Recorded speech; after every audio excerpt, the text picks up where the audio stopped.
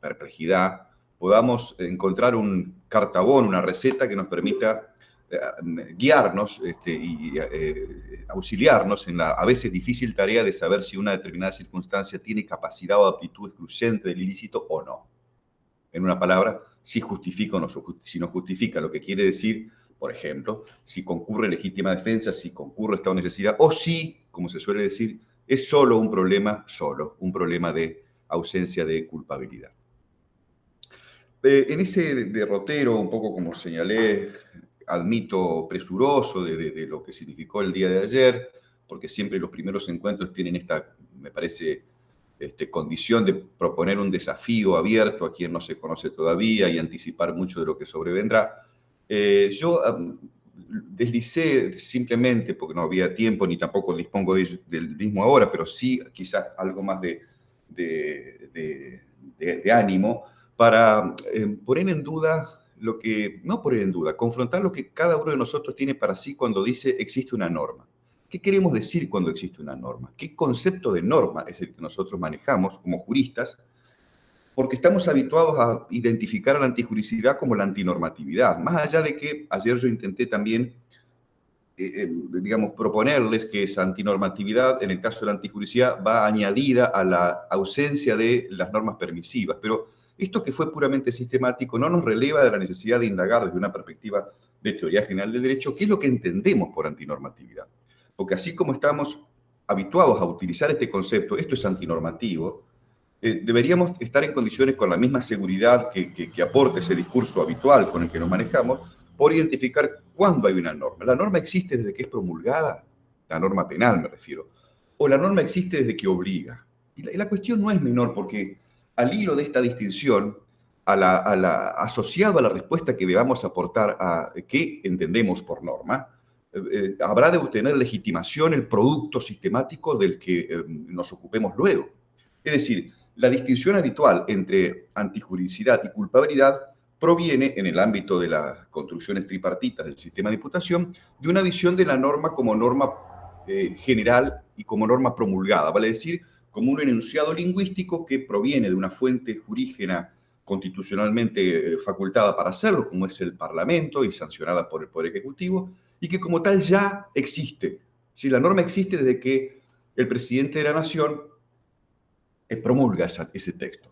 Pero si uno está acostumbrado a entender que la norma no es simplemente un relicario en un museo que guía de una manera genérica determinadas formas de conducirse en la sociedad, sino que a cambio de ello pretende que la norma tenga una eficacia instrumental, no puede dejar de considerar que esta visión de la norma como norma promulgada es insuficiente.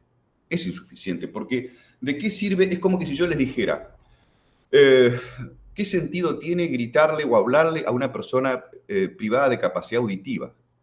Si yo pretendo emitir órdenes con respecto a alguien y lo hago utilizando mi voz a una persona que no tiene capacidad de oírme, nadie podrá decir que yo estoy normando en el sentido de utilizar una norma para guiar instrumentalmente el comportamiento de quien no es oyente. A ver si se me entiende. Imaginen ustedes una sociedad de personas sordas. ¿Qué sentido tendría en una sociedad de personas sordas que existe una radioestación difusora a las 24 horas de música? ¿Para qué? Es decir, es evidente que podríamos decir que en ese caso existe algo así como comunicación. No, lo que existe es, en todo caso, alguien que habla inútilmente porque nadie lo escucha. Bueno, lo que quiero proponerles como ejemplo es que si uno parte de que la norma es tal, mientras está sancionada y publicada en el boletín oficial, pues ¿qué sentido tiene esa norma publicar en el boletín oficial? Permítanme también otra metáfora para el no vidente, que no tiene capacidad de leer lo que el Estado ha comunicado mediante una estructura conceptual que denominamos ley y que está precisamente promulgada, sometida a conocimiento a través de un texto escrito que no puede acceder porque no lee.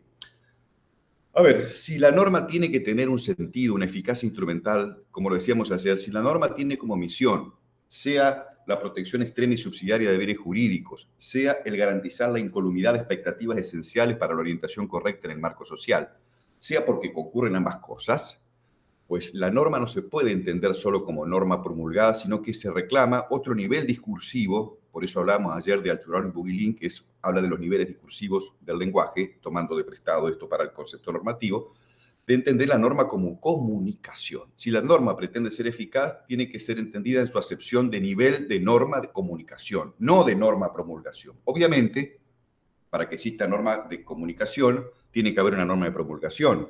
Y la inversa no es de recibo, no es correcta. Puede haber normas promulgadas que no están comunicadas. Es decir, la norma comunicada presupone que ha estado promulgada. ¿Y esto por qué? Porque si yo pretendo disuadir o orientar el comportamiento de alguien en favor de lo que se supone son valores básicos de la comunidad, tengo que emitir una directiva de conducta confiando en que la persona la va a recibir esa directiva. Vale decir que no es sordo, que no es ciego, que tiene todos sus sentidos bien dispuestos, que tiene capacidad de comprensión de lo que pretendo de él, que tiene no solamente capacidad de comprensión, sino capacidad física de desarrollo, que tiene capacidad de advertir la circunstancia en la que yo emito el marco situacional respecto del cual deberían hacer el deber de actuar de la manera que pretendo. Todo esto, todo este capital, que se llama el problema del destinatario, básicamente cierra el vínculo normativo esencial entre hablante y oyente, ¿vale? Es decir, entre emisor y receptor. Y si no hay emisor y receptor, no hay vínculo normativo cerrado. De manera que, si fuese cierto, como lo creemos, que la norma tiene que guardar para sí una eficacia instrumental, la cuestión del conocimiento de la norma, la cuestión de la capacidad de cumplimiento, los límites del mandato que dimanan de esa norma promulgada, solo son entendibles, asequibles, útiles, pragmáticamente invocables, bajo la condición de que se cierre el vínculo o la relación normativa con la constancia de que quien recibe esta norma está en condiciones de cumplirla. Podemos de todas maneras optar por otra valoración, es decir, no, bueno, eso es un problema de culpabilidad, pero para el ilícito basta con que exista una norma general promulgada. Una norma general promulgada que emitirá un impersonal deber ser. Un impersonal deber ser. Yo les pregunto, ¿puede entenderse una norma desconectada del deber? ¿Puede existir una norma que no obligue, que no mande, que no prohíba? ¿Puede existir una norma que no dirija concretos deberes a quienes son sus destinatarios? ¿Podría yo decir que me siento obligado por una norma? ¿O qué sentido tiene, para decirlo de otra manera, qué sentido tiene una norma que no genera a mi respecto deberes? Bueno, una norma que no genera deberes no es una norma, puede ser un exhorto, puede ser una opinión, puede ser una valoración. Ahora, si por norma entendemos la actividad consistente en, permítanme la expresión verbal aquí, normar, guiar mi conducta, es indispensable entonces que ese enunciado lingüístico decante en lo que se llama el deber, que, bueno, deposita en mí la obligación de actuar en el sentido que propone ese texto. Pero sin deber no puede haber norma. Entonces, ¿debe aquel que no está en condiciones de hacer lo que la supuesta norma impone? ¿Debe? No debe. No debe. O sea, la persona hipoacúsica ¿debe hacer lo que alguien le está hablando en voz alta? No debe porque no comprende. Parece que una de las condiciones del débito es la posibilidad, desde Kant hasta aquí. El deber implica el poder. La máxima kantiana, según la cual el deber implica el poder, nos arroja la conclusión trivial, pero que nunca hay que perder de vista, que si yo no puedo, no debo. Si yo no puedo, no debo. De manera que hay hábitos psicológicos que llevan a que nosotros estemos acostumbrados a reputar como normativa las instancias solo conformándonos con la constatación de que fueron emitidas según determinado procedimiento. Ese es un hábito psicológico. Por ejemplo, ese hábito psicológico, ha dicho Molina Fernández, plantea una relación asimétrica entre el hablante y el que escucha. De los interlocutores, el emisor pareciera que está en una situación de privilegio o de autoridad con respecto al receptor. Y en el ámbito de las leyes y de las normas, esto es así. Hay una suerte de autoridad que impone que ciertas personas emitan directivas que obligan a otras que están en un nivel de sumisión. Pero la verdad es que este hábito de asimetría también tiene que ver con el hecho de que ese hábito psicológico nos lleva a decir, bueno, ya existen normas solo con haberlas emitido. No exigimos que sean recibidas y capaces de ser cumplidas. Nos conformamos con decir, existen con que sean emitidas esas normas como mandatos o prohibiciones. Y quizás también la explicación histórica dependa del hecho de que en realidad quien habla, quien emite, quien ordena, quien prohíbe, o la autoridad de este hablante, provenga quizás de alguna instancia divina o provenga de luchas sociales de las cuales resultó airoso por la fuerza, vale decir, el monarca. Pero la verdad que en las democracias constitucionales y modernas hay que apostar, y debe suceder así, a la horizontalidad de las relaciones y jerarquías entre hablante y receptor. El legislador no es más que el súbdito solo porque se le encomiende la función de legislar. De manera que ese hábito psicológico según el cual las normas existen con independencia de que sean conocidas, todavía persiste. Aún en las democracias modernas todavía entendemos y asignamos la preexistencia de las normas al solo acto de promulgación, desentendiéndonos de lo que deben provocar, concreta capacidad de cumplimiento en términos de obligación. Entonces se suele decir, ya este es un tema antiguo en el ámbito de teoría del derecho. Armin Kaufmann decía, bueno, hay que distinguir norma de deber. Hay que procurar la concreción del deber sobre la persona. Sin concreción del deber sobre la persona no hay deber, queda simplemente un deber ser impersonal. Pero un deber ser impersonal no es ningún deber ser, es una apelación, es una suerte de ruego normativo, un exhorto. Esto debe ser, pero yo no puedo decir esto debe ser, yo tengo que imponer un deber ser a cada quien, a cada obligado. Y esto, señores, que parece solo un juego lingüístico más o menos seductor, tiene sus implicaciones concretas porque decanta en el modo en que se presenta la configuración concreta de un sistema de imputación. Y esa configuración concreta de un sistema de imputación para un derecho penal moderno parece, a pesar de lo que yo vengo diciendo aquí, prescindir de estas elucubraciones y se conforman con entender que la norma debe ser entendida como una suerte de instancia intersubjetiva, objetiva de promulgación, y por eso hablamos de antijuridicidad, y lo que tiene que ver con la capacidad de recepción y de cumplimiento y de conocimiento de esa norma, es un problema de deber desconectado de la norma en sí mismo, y se trata en la culpabilidad. Vale decir, la distinción entre antijuridicidad y culpabilidad es criatura, es fruto de esta forma de presentar la norma como norma promulgada y no como debería ser como norma comunicada. Como dije, la comunicación es esencial para la eficacia instrumental de una norma. Si la evolución de la ciencia del derecho penal no se detiene, yo creo que va a llegar un momento donde la distinción entre error de tipo y de provisión también va a desaparecer. Porque o solo va a existir un error de tipo global o solo va a existir un error de prohibición global, porque ya la distinción entre culpabilidad y antijuridicidad debería por lo menos reconfigurarse al extremo de solo dejar para la culpabilidad la supuesta capacidad de autodeterminación, pero todo lo que tenga que ver con el conocimiento de la norma debería integrar el ilícito, si es que el ilícito es aquello que no debe hacerse y para no hacerlo debo conocerlo. Es decir, que el conocimiento que nosotros distinguimos entre el conocimiento de los hechos versus conocimiento del derecho, es decir, error de tipo versus error de provisión, debería en algún momento, y ya ha habido intentos en este sentido, de resignificarse. Regresar, señores, regresar. Porque la ciencia es esto, avance y retroceso, al dolo malo. No al dolo en la culpabilidad, sino al dolo en un ilícito global. Es el intento que acometió un querido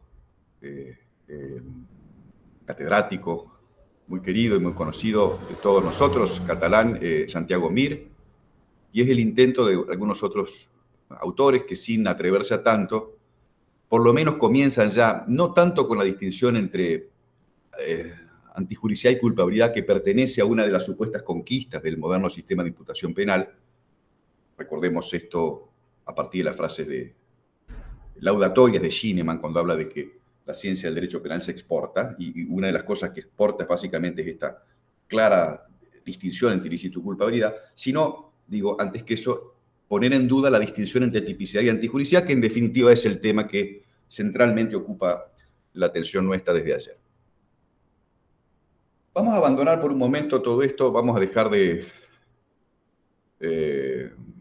proponer inquietudes dignas de una investigación. Por ejemplo, uno de los temas, si a mí se me preguntase, ¿de qué se va a discutir en los próximos años en el ámbito de la ciencia y el derecho penal? Y no quedásemos atrapados en el discurso del legislador y las ocurrencias del legislador, ¿no? Recordando lo que dijo ya hace muchos años von Kirchmann, ¿no? Cuando ponía en duda que lo que nosotros hacemos sea una ciencia, ¿no? Como muchos otros. 3 palabras rectificatorias, 3 empanadas. 3 palabras rectificatorias del legislador y bibliotecas enteras se convierten en basura. Como diciendo, ¿de qué se están ocupando ustedes que están a expensas de las ocurrencias de alguien que se le ocurre legislar? Podríamos agregar, ¿no? Con cierta y penosa, con cierto y penoso gracejo. Bueno, no, la verdad es que nosotros no hacemos ciencia de legislación, ese positivismo ingenuo, furibundo, hace tiempo que no ocupa nuestro interés y nosotros, bueno, creemos que el derecho es mucho más que el derecho vigente, ¿no? que el culto al derecho positivo, sino que hay estructuras de comprensión que explican las relaciones sociales a las que, bueno, que conforman el objeto de aquello que llamamos derecho. Derecho en general, no solamente derecho penal. Pero lo que es cierto es que últimamente lo que se reconoce como esfuerzo de investigación provienen de tesis o estudios de investigación o monografías sobre parte especial, es decir, sobre delitos en particular. Y eso no está mal, ¿eh? Eso no está mal, porque los fenómenos de investigación también y la necesidad de favorecer la comprensión de la ciencia y del derecho reclama también el esfuerzo de la parte especial. Fíjense ustedes que los grandes teóricos del derecho penal se han destacado por la parte general y no tanto por la parte especial. Eso está indicando algo. ¿Está indicando qué cosa? Está indicando que el esfuerzo de la ciencia se lleva mucho mejor con la indagación de estructuras de comprensión globales, más allá del producto finito, limitado y contingente de la legislación, porque la legislación precisamente sí puede ser papel mojado, como decía von Kirchmann. En la medida en que tengo un rollo de papel al legislador, 3 palabras con las que rectifica lo que dijo antes y nos cambian de objeto. Entonces, no podemos seguir la vorágine dinámica del legislador para convertirnos en una suerte de esclavos epistémicos de lo que va produciendo, sino que nuestro cometido es otro, es verificar si lo que está haciendo es correcto porque, bueno, es plasmación o extravío de un paquete valorativo que en definitiva proviene de instancias constitucionales de las que nosotros los juristas nos ocupamos. Bueno, si yo tuviera que dar una respuesta acerca de qué debería ocupar la atención de los nuevos y jóvenes juristas de aquí a un tiempo, diría, bueno, una de las razones sería esta, indagar acerca de la fortaleza de la supuesta distinción tan cara para nuestra arrogancia epistémica desde que inventamos nuestro quehacer como ciencia, de la antijuricidad con respecto a la culpabilidad. Ahí hay que trabajar y mucho todavía. Volvamos un poco a antijuricidad. En el ámbito de la antijuricidad y en la dicotomía que todavía rige de manera predominante en la ciencia del derecho penal, que pretende distinguir niveles valorativos entre tipicidad y antijuricidad, ayer yo les señalaba que, bueno, esta estructura debe tener compatibilidad y coherencia, ¿vale? Es decir, desde que acordamos todos que el tipo penal es un enunciado lingüístico mediante el cual el legislador comunica qué comportamiento no debe hacerse o qué comportamiento es exigible, vale decir que plasma las normas de prohibición y de mandato, hemos acordado en que, bueno, una norma, emparentado con lo que vengo diciendo hasta aquí, solo tiene sentido en la medida en que el autor tiene capacidad de conocer los hechos a los que refiere.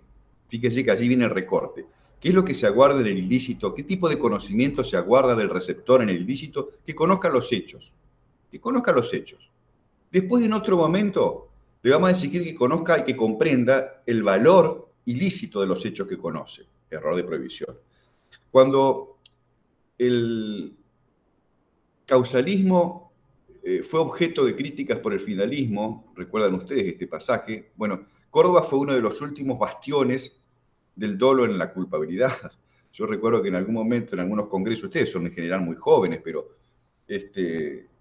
discutíamos, recuerdo en unas jornadas en Buenos Aires, se había venido Roxin, bromeábamos en una serie diciendo, bueno, el dolo, ya el dolo está claramente consolidado en el tipo, salvo en Córdoba, que todavía le cuesta salir de la culpabilidad, porque tenía un poco que ver con esa tradición de la que daba cuenta yo al comienzo de mi encuentro con ustedes, y de esos maestros venerables y que tanto bien hicieron a la dogmática, pero que, bueno, cuyas primeras generaciones discipulares no fueron capaces de superar, ¿no? Recordando, por si alguien no toma noticia de lo que pretendo decir, el esfuerzo y el aporte de Carlos Lascano, entre otros profesores. Bueno, digo, fíjense que cuando el finalismo criticaba el causalismo porque entendía que la acción era un puro producto objetivo y que, bueno, que cómo podía entenderse a la acción con el movimiento del cuerpo y nada más y sin capacidad de control, y nos parecía razonable esa observación, a partir de la cual apareció la acción final y con ella el dolo en el tipo y el error de tipo. Bueno, así como nos pareció que todo terminaba allí, hoy volvemos a preguntar, pero a ver, ¿nos conformamos con que el autor solo sepa los hechos y estamos dividiendo el conocimiento del sentido antivalorativo de los hechos? ¿No estamos haciendo lo mismo que hizo en su hora el causalismo, solo que ahora de una manera más sofisticada? ¿No será que en realidad el finalismo no es otra cosa que un causalismo enriquecido? Bueno, como ven, siempre hay una oferta para criticar, siempre hay un espacio para proseguir. Lo que es cierto es que estamos en un estadio intermedio. Todavía tiene sentido y nadie puede osar discutir, so pena de ser un irreverente, que una cosa es el conocimiento de los hechos y otra cosa es el conocimiento del desvalor acerca de los hechos. Que una cosa es, como se dijo, el objeto de valoración y otra cosa es la desvaloración del objeto.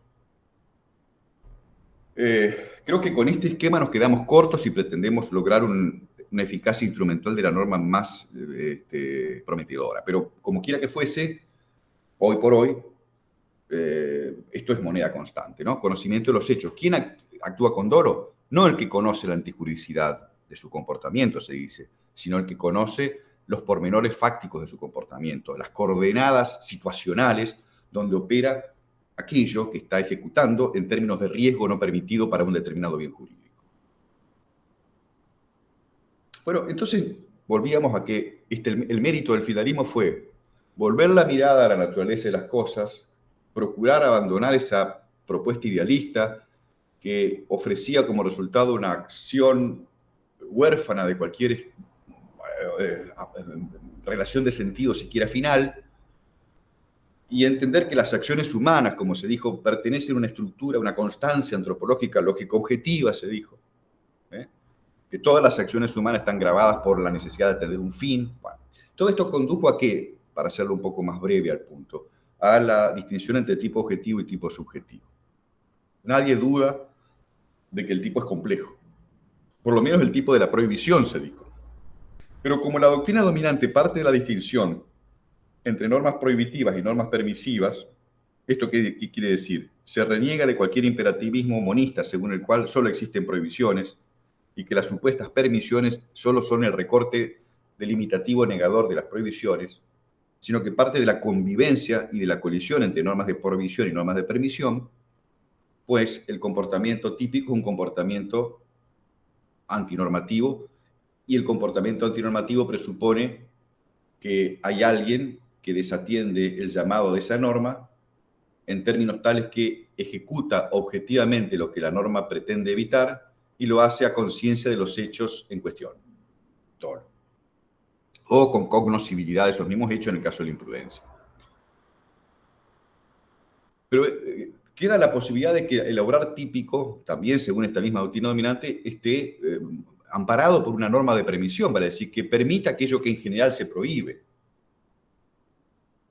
Por ejemplo, si la norma hablara, la norma de prohibición diría, no debes tú matar. Y la norma de permisión, en el caso concreto, te está permitido hacerlo. Pero si resulta que la norma de permisión no perjudica la prohibición, yo realizo algo que está permitido en el caso concreto, pero sigue estando prohibido, con lo cual el mensaje prescriptivo es absolutamente contradictorio, lo que hablábamos ayer. De modo que esta situación, ¿de qué manera se salva? Bueno, partiendo de la base de que en el caso concreto las normas permisivas desplazan, no es que deroguen, desplazan, vencen, derrotan la posibilidad de aplicación de las normas prohibitivas. De alguna manera se convierten en normas en suspenso, con todas las dificultades que significa reputarles tal atributo a normas que no están rigiendo en el caso concreto. Porque también es verdad que tenemos, y esto es una pequeña digresión, cierta desazón, hasta lingüística, en entender que las normas tienen una vigencia intermitente. ¿Puede decirse que cuando yo estoy en un sueño profundo, rijan a mi respecto las normas jurídico-penales? ¿Puede decirse eso? ¿Que mientras yo descanso estoy obligado por una norma? No. Pero también nadie está acostumbrado a decir sin ruborizarse que mientras uno duerme decae el ordenamiento jurídico respecto de uno. Que en ese momento uno se encuentra en una situación, diríamos, anómica. Y la verdad que sí, uno se encuentra en una situación anómica mientras duerme. Porque lo primero que conviene, lo primero que uno tiene que tener para que las normas existan, primero es estar vivo y segundo, despierto. La primera condición de vigencia de un mensaje es que alguien pueda recibirlo, y para recibirlo tiene que existir, y después, no de cualquier manera, tiene que existir con lucidez, con vigilia, vigil, perdón. De manera que yo mientras duermo, que las normas no rigen para mí, la norma tiene una vigencia intermitente, ¿no? Porque uno tiene que acostumbrarse a entender que las normas tienen un destinatario y las normas no tienen sentido si no obligan, y solo obligan en un contexto. Pues entonces, si está por lo menos claro que aquello que el legislador pretende evitar es un comportamiento que no se define solo por su experiencia, digamos, apariencia exterior en términos de riesgo, sino porque además alguien está al tanto de todo esto, dolo, o le podemos imputar la posibilidad de conocerlo, imprudencia. Si este paquete se vende así para la prohibición, hay un contrapaquete que puede contrarrestar la forma en que se presenta el hecho jurídico penalmente relevante. Así como existe un tipo de prohibición, se dice que existe un tipo de justificación que neutraliza el tipo de prohibición.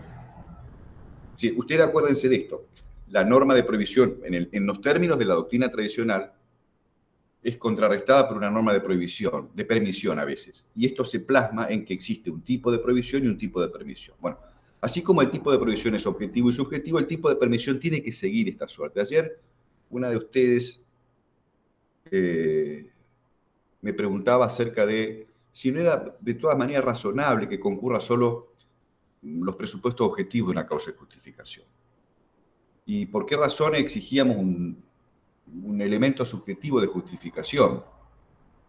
Y si no parecía exagerado, prescindir del desvalor objetivo que no existe, sino que prescindir del valor objetivo que existe en determinadas situaciones y solo castigar porque concurre un desvalor de acción.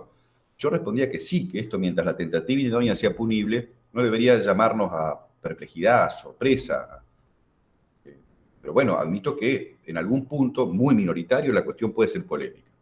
Entonces vamos a hablar un poco de la estructura de los tipos de permisión.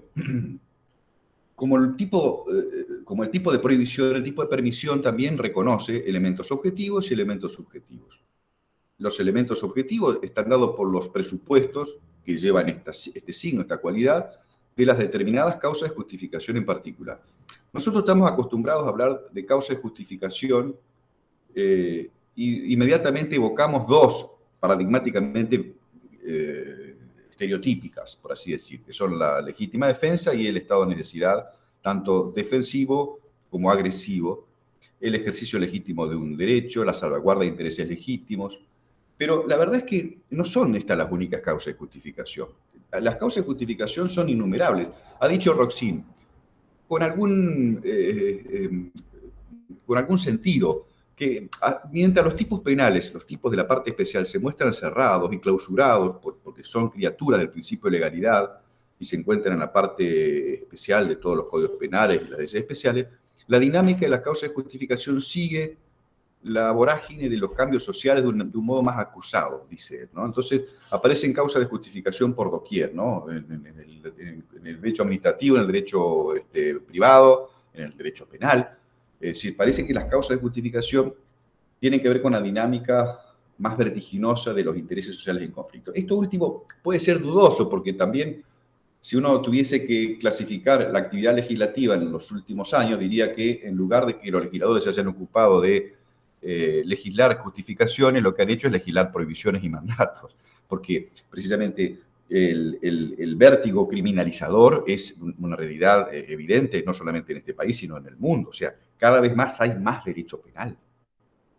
Cada vez hay más derecho penal. Entonces, esto de Roxin, de que la dinámica social de los intereses en conflicto, bueno, está concebido a la medida de una socialdemocracia más de sus años mozos, quizás, pero no de lo que podemos advertir hoy, donde la actividad legislativa, en lugar de reconcentrarse en conceder espacios de libertad o de ampliar los espacios de libertad preexistentes, en el ámbito jurídico penal lo que hace es acortarlos, introduciendo precisamente reprobaciones bajo amenaza de pena en todos los órdenes, paradigmáticamente la criminalidad socioeconómica.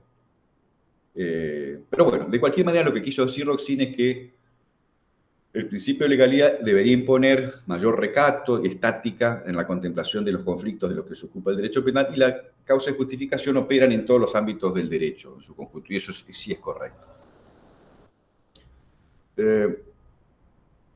Volvíamos a la estructura sistemático-conceptual. Decía que así como hay un tipo prohibitivo, hay un tipo permisivo, o puede concurrir un tipo permisivo, que neutralice o excluya la vigencia para el caso de ese tipo prohibitivo, y que como tal debe estar dotado de la misma configuración, aquí está la correspondencia, que el tipo prohibitivo, porque se me preguntará, ¿por qué tiene que existir un elemento subjetivo de justificación? Bueno, porque precisamente, si de cuanto se trata es de neutralizar o excluir aquello que precisamente conforma una prohibición como tal y que convierte el hecho en aparentemente disvalioso, pues hay que contrarrestarlo a pleno, con todas sus características.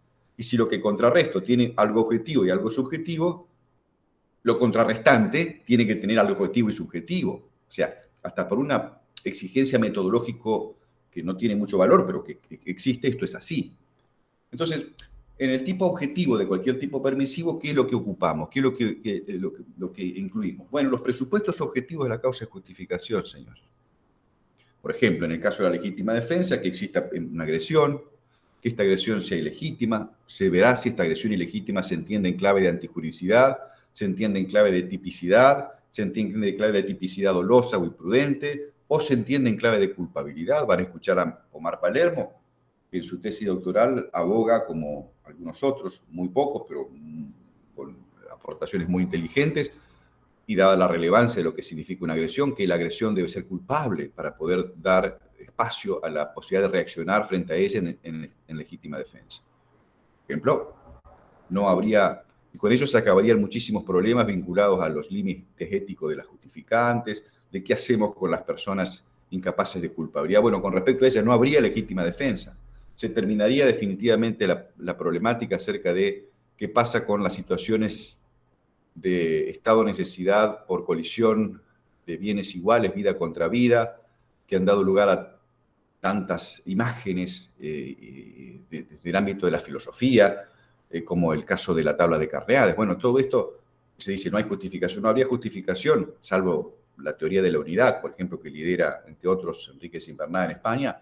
Se diría, bueno, acá no hay ningún tipo de legítima defensa frente al que se defendería, porque la verdad que la legítima defensa presupone culpabilidad, y no hay culpabilidad en estos casos. Bueno, la idea de que la agresión debe entenderse como agresión de un culpable es suficientemente atractiva como para que, bueno, ustedes ya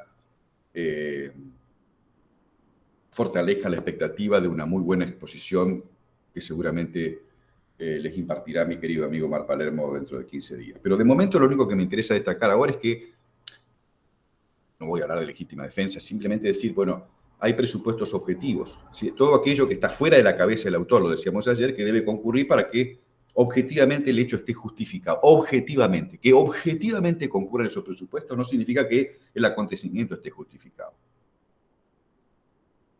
Por ejemplo, así como la agresión ilegítima es característica de la legítima defensa, además de la necesidad racional del medio empleado para impedirlo o repelerla, de la falta de provocación suficiente, también en las otras causas de justificación de derechos de necesidad, el corrimiento de un peligro para un bien y la inminencia de su producción conforman aspectos objetivos.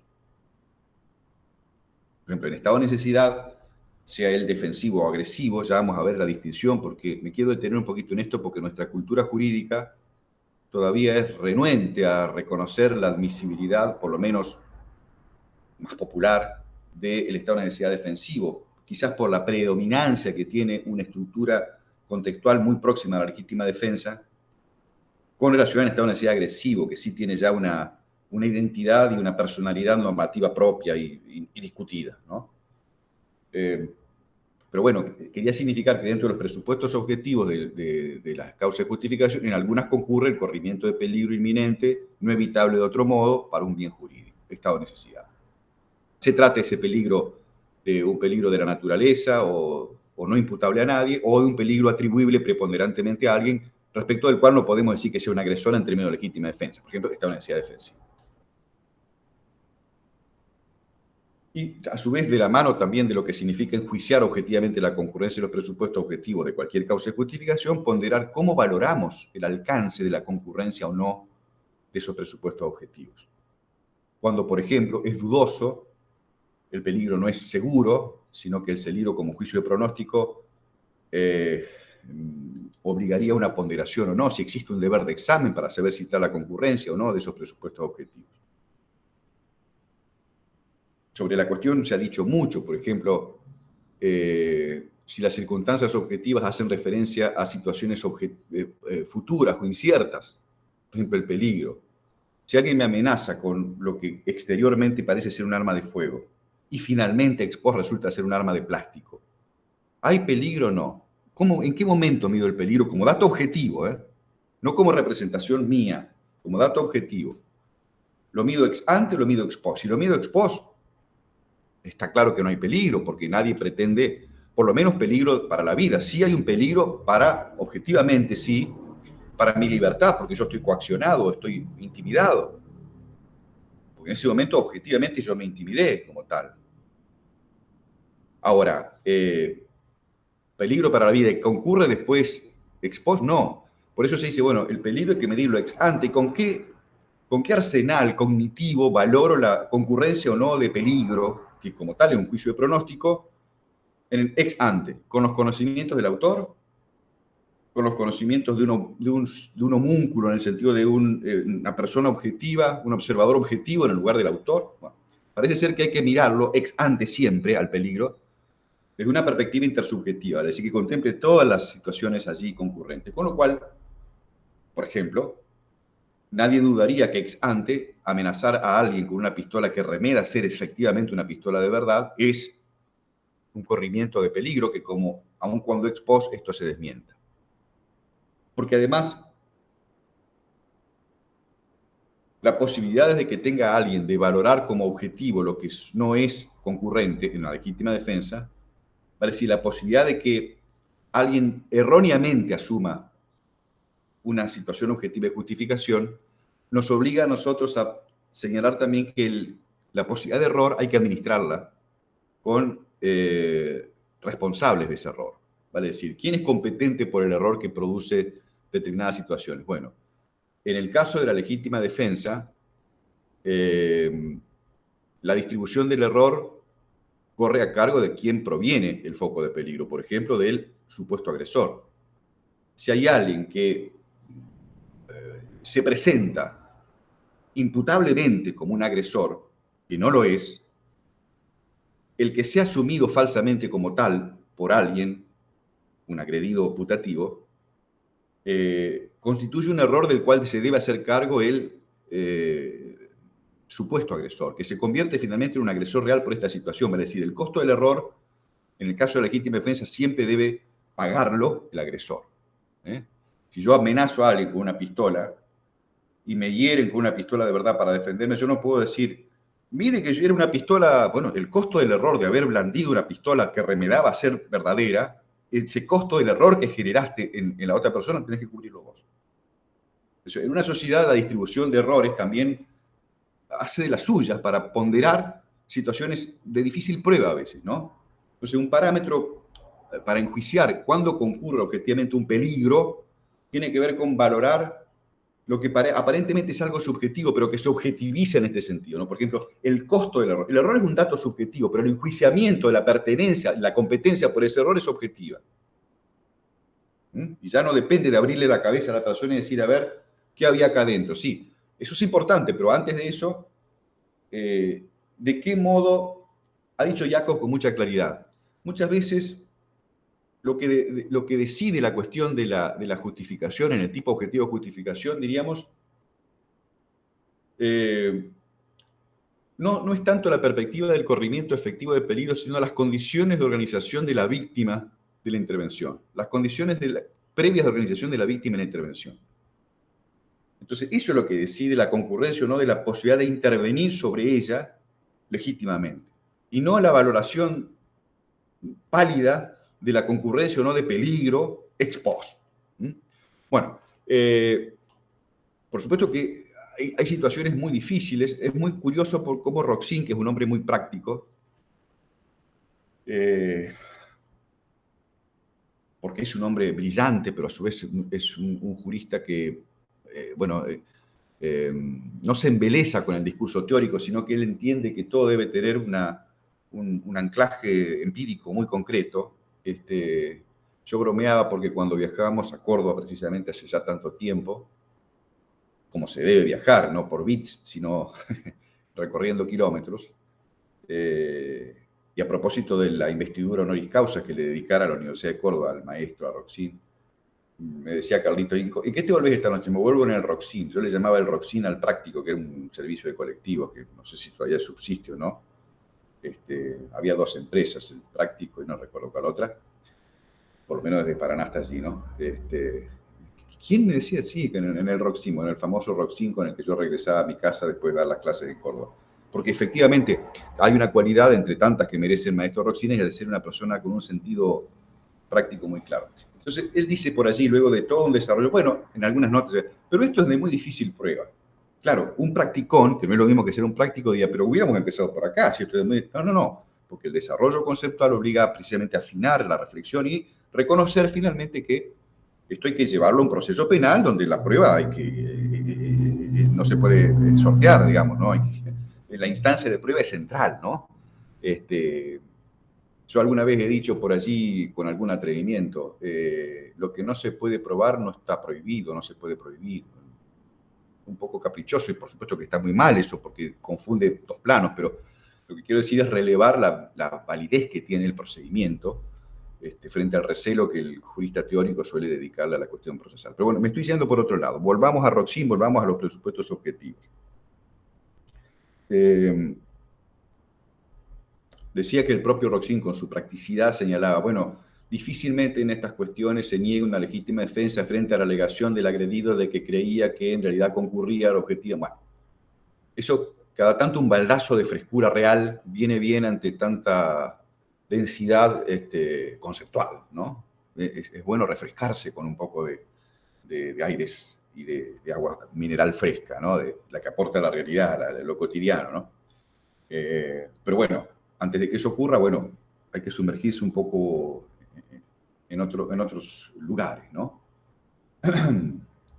Volvamos al objetivo de las causas de justificación en general, cómo las medimos y demás. Junto al objetivo y al modo de ponderar la concurrencia de peligro, de agresión, etcétera,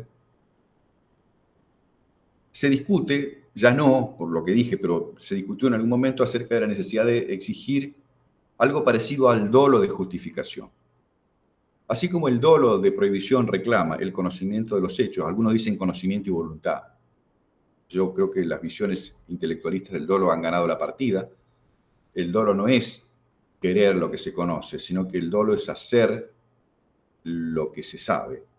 Y al decir hacer ya estamos introduciéndole la voluntad, pero no porque forma parte del dolo, sino porque forma parte de la acción. Dejando de lado esta discusión, que ya no es tal, por lo menos no tiene tanta relevancia, pese a ello, Roxin sigue exigiendo del dolo voluntad. Digamos, si el dolo es conocimiento del tipo objetivo de prohibición, deberíamos reclamar algo parecido para el conocimiento del tipo objetivo de permisión. Y en la medida en que seamos consecuentes con esta correspondencia, si no exigimos para el dolo ningún ánimo particular o motivo, porque deberíamos exigir un ánimo o motivo de defensa en el ámbito del tipo subjetivo de permisión. Conclusión, la pregunta sería esta. ¿Depende la justificación de momentos subjetivos? La respuesta es, para la doctrina mayoritaria, sí. ¿Qué debe entenderse por esos momentos subjetivos? ¿Debe entenderse el mero conocimiento de que concurren estos presupuestos objetivos o debe a su vez añadirse a este conocimiento una voluntad dirigida a la defensa, por ejemplo, o un ánimo de defenderse, o una motivación defensiva? Bueno, esto sí ha suscitado discusiones en la doctrina. Y digo en la doctrina porque aquí sí me acuerdo nuevamente de la cita de Roxini y digo,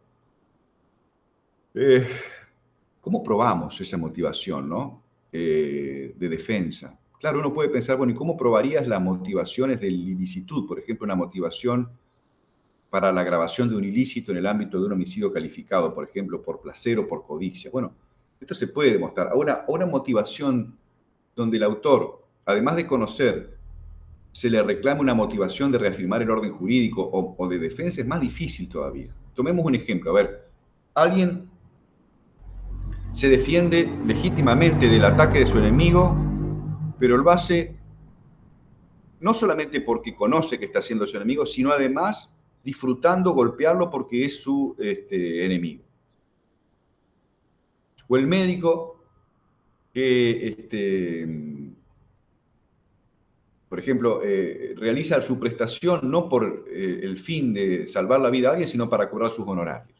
Digamos, ¿exigimos una motivación neutra o favorable al orden jurídico, o nos basta simplemente para destacar que el comportamiento en cuestión está justificado con que el autor conozca que lo que está haciendo está justificado? Bueno, la doctrina abrumadoramente se pronuncia en favor de esta última posibilidad, ¿no? Se reclama solo un conocimiento de la concurrencia de los presupuestos de una causa de justificación y no una motivación defensiva, porque si para el dolo no exigimos motivaciones o ánimos, pues para la exclusión, para el contrarrestar ese dolo de prohibición con un dolo de justificación tampoco debemos exigir un añadido anímico o motivacional distinto que el mero conocimiento. Vale decir, basta con conocer que concurren los presupuestos objetivos. Entonces,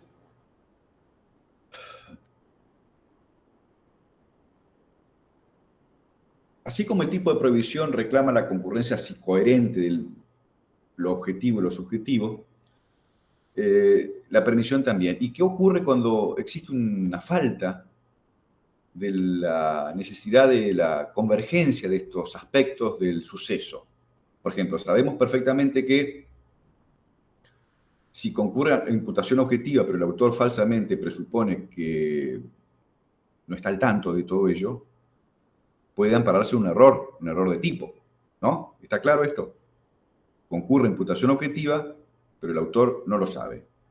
O sea, está llevando adelante una relación de riesgo no permitido, solo que lo ignora, y de manera invencible. No hay dolo, no hay imprudencia. Si lo ignora de manera vencible y el tipo correspondiente culposo está previsto, ese error vencible de tipo es imprudencia punible. ¿Está claro hasta allí? Vamos a pensar lo inverso. El autor no realiza nada que en términos concretos presuponga una imputación objetiva a título de consumación y sin embargo tiene todo el conocimiento y la disposición para que eso ocurra. Bueno, tentativa. Hay un defecto, se dice, de tipo objetivo. Defecto de tipo objetivo para una construcción que parta del tipo de punibilidad. Si uno parte del tipo stricto sensu, los tipos penales solo pueden desvalorar ex ante puestas en riesgo, no resultados. Porque la norma está orientada y dirigida a la evitación de comportamientos y no a la evitación de resultados. Lo único que puede hacer el derecho es evitar o desear que no se produzcan ciertos resultados, mandando la evitación de los comportamientos que conducen a él. Pero lo único que puede hacer es evitar conductas, no resultados. O sea, los resultados no se pueden prohibir, sino que lo que se prohíbe son las acciones que lo producen. De manera que todos los tipos penales son tipos de riesgo, desde la perspectiva de los tipos estrictos. Ahora, el tipo de punibilidad sí a veces reclama un resultado que toma distancia de la acción, ¿no? Por eso hablamos que la imputación objetiva tiene dos perspectivas. Ex ante, relación de riesgo, y ex post, la concreción de ese riesgo en un determinado resultado, tipo de consumación. En definitiva, creo que todos los tipos penales son de tentativa y que la diferencia entre la tentativa y consumación está precisamente en el tipo de punibilidad. Pero bueno, dejando de lado eso por un momento, volvamos al tipo de permisión. ¿Qué ocurre si el autor ignora que está amparado objetivamente por una causa de justificación? Los ejemplos son algunos curiosos y hasta graciosos, ¿no? Por ejemplo, en la historia del recorrido de los casos, creo que Bauman ofreció, no recuerdo concretamente, si fuera el ejemplo de la esposa que derriba a golpes a quien supone que es su marido, que llega borracho de juerga una noche más. Imagínense el estereotipo, ¿no?, de esta persona con un palo de amasar, como planteaban las historietas, y el ejemplo viene bien porque no se va a poder decir que es un ejemplo machista, al contrario. Golpea al marido, al supuesto marido borracho, cuando en realidad lo que está haciendo es salvando su propia vida y su propia propiedad, porque en realidad en lugar del marido es un ladrón que entró a la casa. Es decir, objetivamente ella tenía derecho a defenderse como lo hizo, solo que no lo sabía. Entonces uno puede decir, bueno, si de todas maneras lo que ocurrió fue que objetivamente ella derribó a un ladrón y hubiera tenido el mismo derecho si lo supiese. O sea que saberlo o no saber no perjudica el hecho de que objetivamente acaba de defenderse de un ladrón. No, porque uno podrá pensar, bueno, ya está, lo que decíamos ayer, los derechos se conceden con independencia de que se conozcan. No, porque en realidad precisamente no se trata de una permisión en sentido débil, como decía von Reich, sino una permisión en sentido fuerte, o pretende ser una permisión en sentido fuerte, en el sentido de que hay un actio duplex, yo estoy lesionando un bien jurídico. Entonces no se puede decir que surja un derecho. Los derechos que se ejercen sin conocimiento son los derechos que pertenecen al ámbito previo, pero cuando ya hay una lesión, el derecho a intervenir, para el caso de que sea un derecho, hay quienes ponen en duda que sea un derecho, sino que es una mera autorización, reclaman el conocimiento de que eso está ocurriendo. Y el conocimiento de lo que está ocurriendo, en el caso del ejemplo, no existe. Entonces, ¿cómo resolvemos el caso de la esposa que, presa de su ira, derribó a golpes al ladrón, cuando en realidad lo que hizo al ladrón? Derribó a golpes al ladrón cuando suponía que lo que estaba haciendo era derribar a golpes a su marido. Al tanto de que si lo hubiera sabido, hubiera estado igualmente salvándose. Bueno, se dice acá, no hay un elemento subjetivo de justificación. El que lo puede contar es el marido, que finalmente llegó un momento después y borracho, como ella suponía, pero bueno, ayudándola a superar el trance de haber dado una paliza a un tercero, que además es ladrón. Bromas al margen, esto es un caso como tantos otros, por ejemplo, menos construido, quizás el ladrón que ingresa a la joyería y rompe el vidrio y cuando está por llevarse las joyas advierte que vuelve a respirar porque estaba presa de un escape de gas el joyero, un empleado. Le salvó la vida, pero en realidad él no quería salvarle la vida, ni actuó por estado de necesidad. Este sí es un caso de estado de necesidad agresivo, ¿no? O de consentimiento presunto, en cualquier caso, del dueño de la joyería. Pero lo que es cierto es que objetivamente se le salvó la vida a alguien, pero el autor no pretendía salvarle la vida a nadie, sino que pretendía intervenir con ánimo de apropiación de cosas ajenas.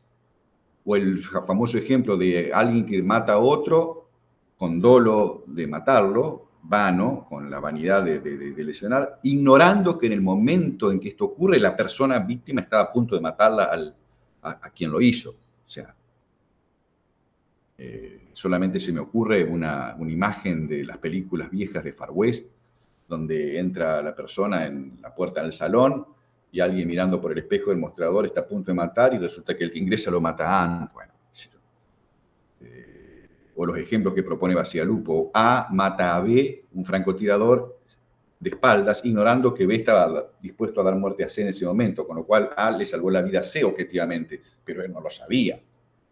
Bueno, digamos, volvemos a un poquito de baño de realidad, un poquito de agua mineral de realidad. ¿Qué diría? ¿Quién va a ser de estos imputados el que ante un tribunal va a decir, yo no lo sabía? Porque está muy claro, pero ¿por qué entonces la manía que tenemos los juristas de construir realidades y no sumergirnos en ese balde de frescura que es tan revivificante? Bueno, porque necesitamos razonar, necesitamos reflexionar, necesitamos entrenar. Estamos entrenando, estamos partiendo de la base de que esto es así, independientemente de que en un proceso penal difícilmente alguien diga, mire, la esposa del caso, yo acabo de derribar y le rompí la cabeza a esta persona que era un ladrón, pero creyendo que era mi marido.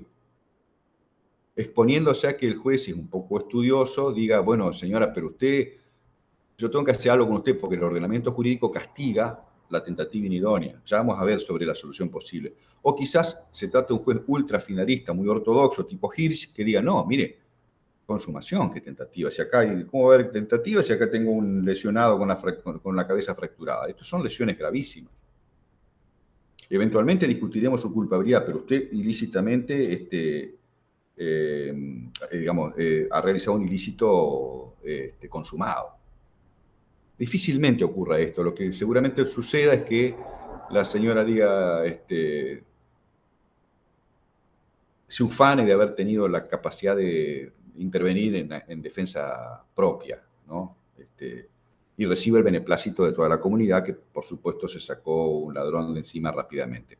Digamos, para no generar una desconexión tan drástica entre lo que enseñamos y lo que podemos decidir o resolver en nuestro ámbito cotidiano de nuestra trinchera, ¿no? O sea, en el gimnasio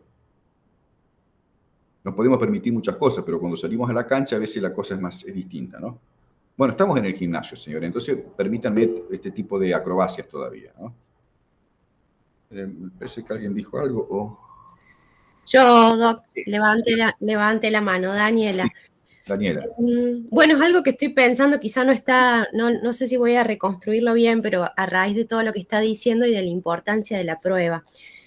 Primero está la cuestión esta de que nosotros asumimos de que las normas pueden determinarnos, entonces por eso no son vinculantes y en definitiva por eso no son reprochables los comportamientos que contradicen a las normas.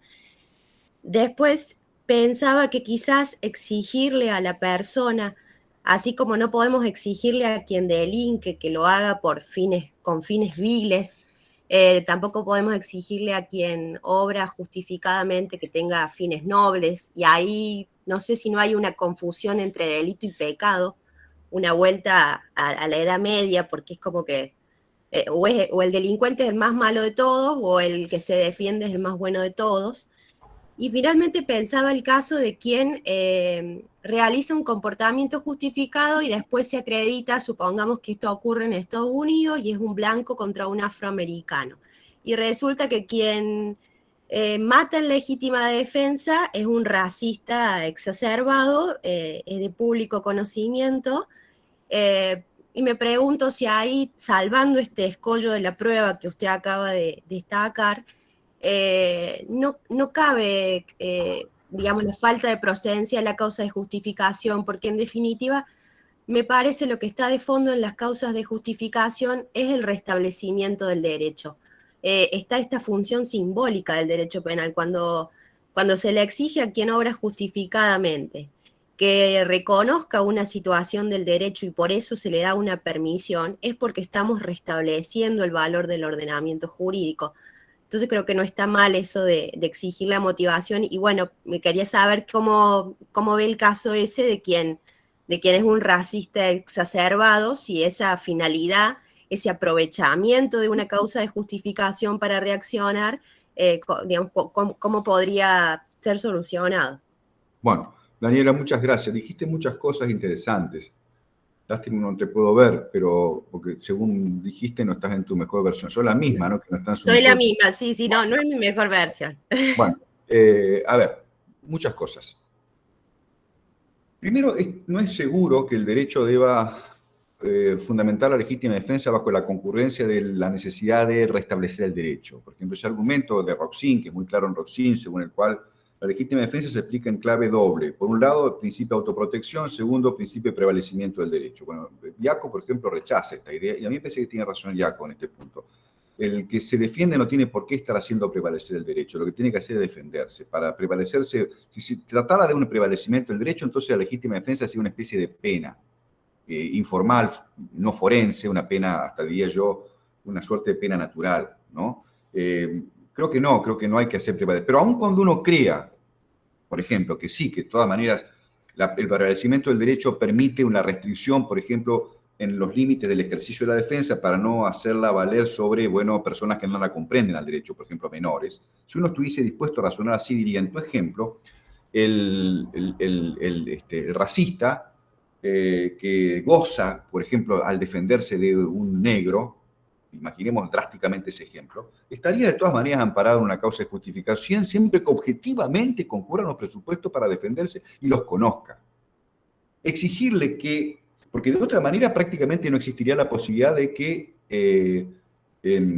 se defiendan legítimamente los blancos frente a ataques de negro bajo el pretexto de que de todas maneras se goza con el exterminio de una persona de raza alternativa a la suya. Sería un absurdo esto. Si realmente concurre objetivamente legítima defensa y la persona sabe que concurre legítima defensa, ¿por qué vamos a exigirle además mucho más que esto? Porque como bien dijiste tú, ni los que actúan típicamente son malos, ni los que actúan justificadamente son buenos. Perdón el reduccionismo valorativo que estoy aplicando al ejemplo, porque no pertenece a los cometidos del derecho penal resolver la supuesta corrupción moral de cada quien.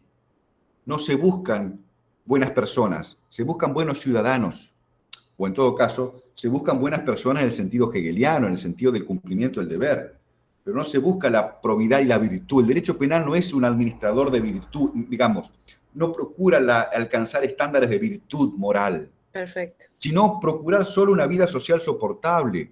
Digamos, si esa persona, que es un blanco, goza cuando se está defendiendo legítimamente y sabe que se está defendiendo legítimamente de un negro, tendrá que rendirle cuentas a la instancia normativa correspondiente, ante Dios o ante sus creencias, ante sus convicciones, pero no ante el juez, que en definitiva va a constatar que efectivamente estaba siendo víctima de una agresión frente a la cual reaccionó con conocimiento y dentro de los límites acotados por el derecho. Perfecto. Eso es lo que puedo decirte. Bien. Pero muy bien la intervención, porque de pronto desdramatiza un poco el sentido a veces inevitablemente abstracto que tienen estas cuestiones, ¿no? Sorteando lo que muy bien recordás aquí, la cuestión de prueba, ¿no? Que, bueno, me parece que es central, la cuestión de prueba en muchos casos no nos releva, sin embargo, de la exigencia de argumentar y de motivarnos. Bueno, volvamos un poco entonces a la inexistencia. Gracias, Doc. No, gracias por tu pregunta, Daniela. Volvamos entonces al elemento subjetivo de justificación, a esa ausencia, ¿no? Bueno, estos supuestos, la verdad que son difíciles, pero no imposibles, ¿no? Por otra parte, no he dicho todavía qué pasa con la imprudencia. Realmente se exige un elemento subjetivo de justificación, vale decir, la conciencia de que estoy obrando justificadamente en aquellos ilícitos donde no hay conciencia sino cognoscibilidad, como la imprudencia. ¿No se quiebra un poco esta correspondencia que debe existir entre tipo prohibitivo y tipo permisivo en los supuestos de imprudencia? Bueno, la cuestión ha sido muy discutida, pero hay que distinguir dos casos. Aquí me parece, siguiendo un poco lo que ha dicho Luzón Peña, que esta idea la recrea un poco San Morán, que es un profesor español que tiene un pequeño opúsculo sobre elementos subjetivos de justificación. Una cosa es que el autor, en el ejercicio, ignore la situación de justificación y al ignorar esta situación de justificación lesione un bien por imprudencia, ¿no? Y otra cosa es cuando el autor esté al tanto de la situación de justificación y la repela por imprudencia. Primer supuesto. A ver, hay una persona que está haciendo señas a un auto para que se detenga y el conductor ofuscado avanza de manera imprudente cerca de él y lo lesiona, ignorando que esta persona quería detenerla para asaltarla. O sea que, en definitiva, lo que hizo fue lesionó imprudentemente a quien hubiera tenido derecho de lesionar dolosamente si hubiera estado al tanto de que era un asaltante, ¿me entienden? Bueno, esa realmente es una situación de justificación de un delito imprudente. Distinto es el caso de, por ejemplo, yo soy víctima de una agresión ilegítima. Sé que me están agrediendo. Entonces saco el arma para defenderme y se me escapa un tiro. Se me escapa, no lo hago dolosamente, imprudentemente, y lesiono al agresor. Entonces se dice, bueno, esto no es, aunque Iacos lo trata como caso, para mí no es un caso de justificación de un ilícito imprudente, porque se dice, bueno, si el autor se hubiera podido defender dolosamente, como con más razón, mutatis mutandi, también está justificado hacerlo imprudentemente, a la lesión imprudente. Pero este es un caso distinto. Esto puede ser un caso de exceso intensivo, quizás, o exceso extensivo, acaso, no propiamente de justificación de los ilícitos imprudentes, que creo que sí que quedan reservados al primer supuesto de caso. O el médico que se dirige a un lugar excediendo la velocidad permitida, a donde se encuentre una persona que hubiera necesitado su socorro médico, ¿no? Objetivamente justificado. Pero para no complicar más la cosa, acudamos a lo que dicen los autores. Para aquellas personas que entienden que la falta de un elemento subjetivo de justificación se castiga como una tentativa inidónea, que es la solución mayoritaria de Galas hasta aquí, ¿por qué tentativa inidónea? Porque el objeto sobre el que recae no admite la consumación, porque el objeto es un objeto valioso. Objetivamente, por ejemplo, ha muerto o está lesionado un agresor objetivo, o está salvada una vida objetiva, ¿verdad? O está lesionado alguien que se disponía a intervenir sobre la persona que actuó ignorando la concurrencia de esa situación objetiva, digamos. Entonces, lo único que resta no es lo único que hay no es un desvalor de acción, porque hay valor de salvamento.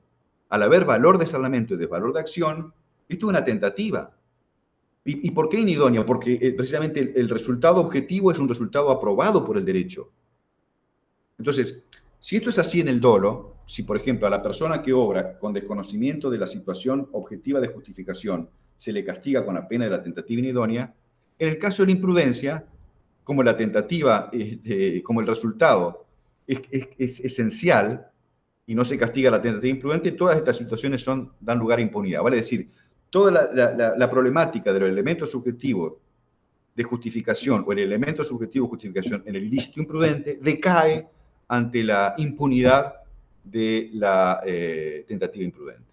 Entonces, con conclusión, no importa que se exija o no se exija, nunca se va a castigar una situación objetiva de justificación en imprudencia, sepa o no lo sepa el autor, porque aún en el caso de exigirse el elemento subjetivo de justificación que no concurriera, no hay chance alguna de castigar por tentativa a las infracciones imprudentes. Bueno, me gustaría a mí avanzar sobre la cuestión relacionada con la situación inversa. Vale decir, hasta aquí analizamos que el mundo normativo estaba del lado del autor, solo que el autor lo ignoraba.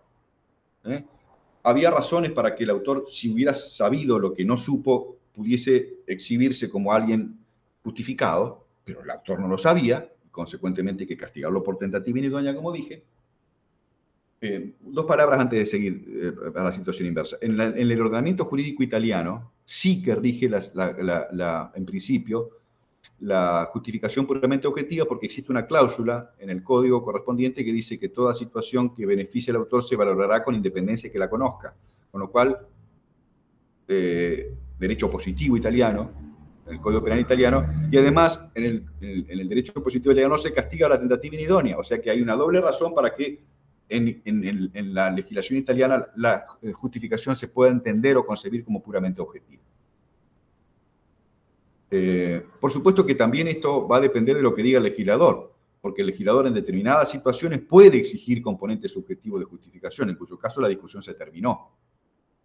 Y una vez que dije esto, les pregunto, cuando el legislador argentino dice el que causar un mal para o por, ¿está indicando algún sentido teleológico de conocimiento? Porque el fundamento de alguna doctrina en Argentina para decir que aquí se exigen elementos subjetivos de justificación, porque la propia redacción de las preposiciones por o para están denotando que el autor debe estar al tanto, ¿les parece que es correcta o no? La letra, la exigencia del legislador argentino, ¿imponen la necesidad de que se constate el conocimiento de la situación de justificación? ¿Qué les parece?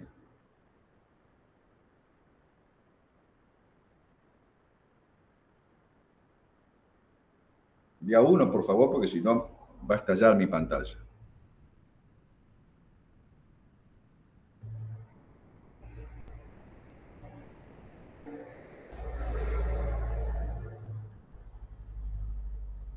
Profe.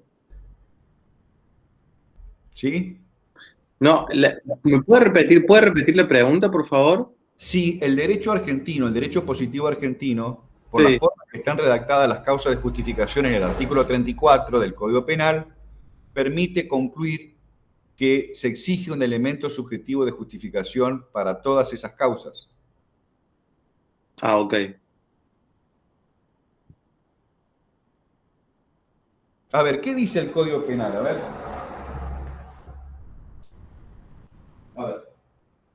Tomemos... Vamos a la letra puntual, a ver.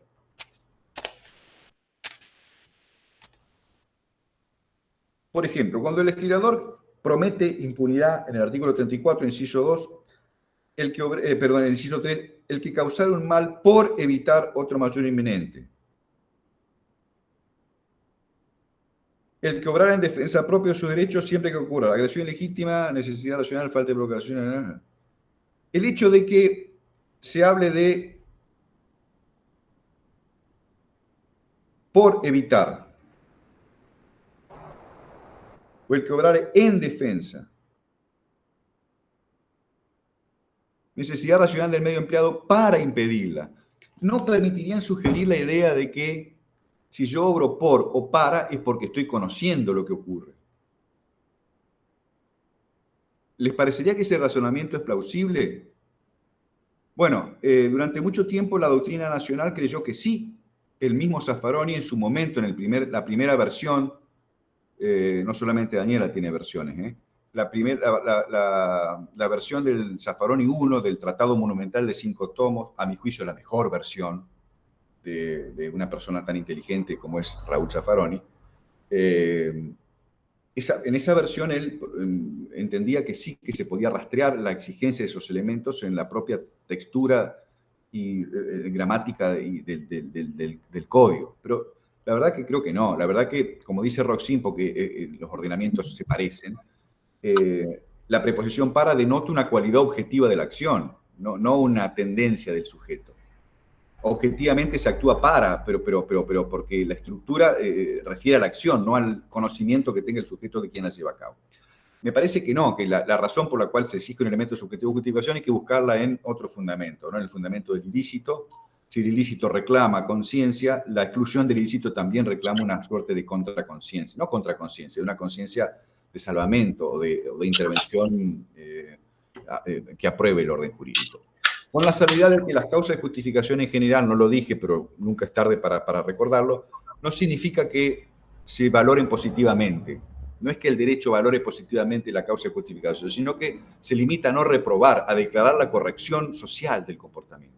Declarar la corrección social de un comportamiento no significa valorar positivamente el resultado de esa corrección social. O sea, no es que se... Por supuesto, en el estado de necesidad vamos a ver que se produce un mal. O sea, no es que se apruebe la producción de ese mal, se lo declara correcto. Pues bien, dos palabras acerca de, antes de avanzar sobre el error, sobre el presupuesto de una causa de justificación, que va a ser la última parte de nuestro encuentro, dos palabras acerca de... ahí se me fue un poco la idea, eso no, por no tener una guía expositiva. Dos palabras acerca dentro de la misma problemática, con relación al hecho de qué sucede cuando el autor, por ejemplo, está al tanto de la situación de justificación, vale decir, concurren elementos puramente objetivos, mejor dicho, ignora, pero un tercero interviene evitando su producción. Por ejemplo, A quiere dar muerte a una persona. La persona a la que le va a dar muerte está a punto de matarlo a A.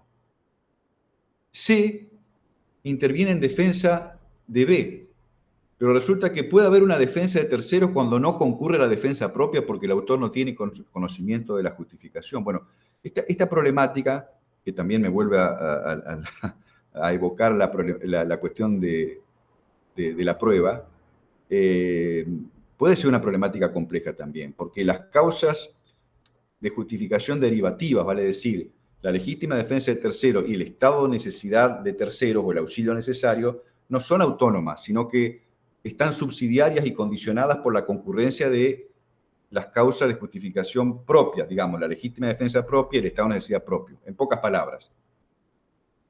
solo es legítima la intervención de un tercero en mi favor, si yo soy el agredido, si yo lo acepto. Yo siempre traigo a colación un pasaje del Evangelio.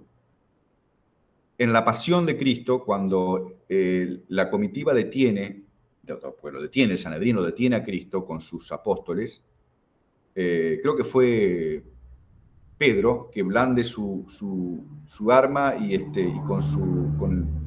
con su espada creo que lesiona la oreja de uno de los soldados. Y Cristo niega esa reacción en su defensa de su discípulo. Es más, cicatriza la herida y sana la herida. Esto prueba que en realidad nadie puede defenderme si yo no acepto que se me defienda.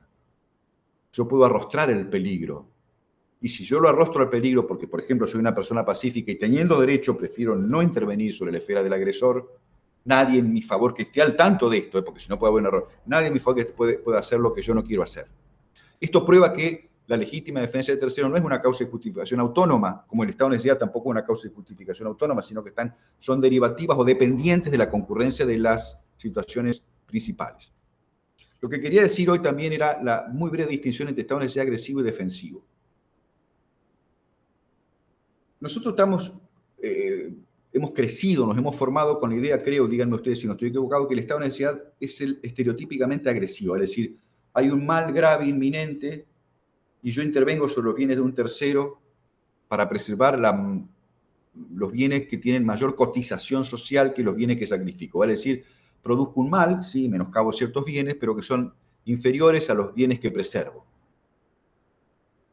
Y creo que en nuestra formación de grado hemos crecido al amparo de la valoración de... Qué lindo el gato de Luciano.